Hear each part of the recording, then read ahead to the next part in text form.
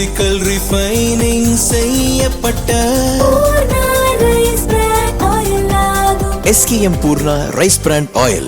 தமிழக சட்டசபை தேர்தலில் தவிக தலைவரும் முதல்வருமான விஜய் சென்னை பெரம்பூர் திருச்சி கிழக்கு ஆகிய 2 தொகுதிகளில் வெற்றி பெற்றார். திருச்சி கிழக்கு தொகுதி எம்எல்ஏ பதவியை ராஜினாமா செய்தார். இதற்கிடையே அதிமுக எம்எல்ஏக்களான மரகதம், ஜெயக்குமார், சத்தியபாமா, இசக்கி சுப்பையா ஆகியோர் தங்களது பதவிகளை ராஜினாமா செய்துவிட்டு தவிகவில் இணைந்தனர். இதனால் மதுராந்தகம், பெருந்துறை, தாராபுரம், அம்பாசமுத்திரம் ஆகிய தொகுதிகளும் விஜய் ராஜினாமா செய்த திருச்சி கிழக்கு தொகுதியும் காலியாக உள்ளது. இந்த 5 தொகுதிகளுக்கும் விரைவில் இடைத்தேர்தல் நடக்க உள்ளது.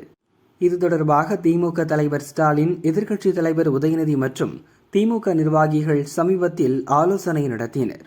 அப்போது சட்டசபை தேர்தலில் திருச்சி கிழக்கில் போட்டியிட்ட திமுக வேட்பாளர் இனிகோ இருதயராஜ் 2ஆம் இடம் பிடித்தார்.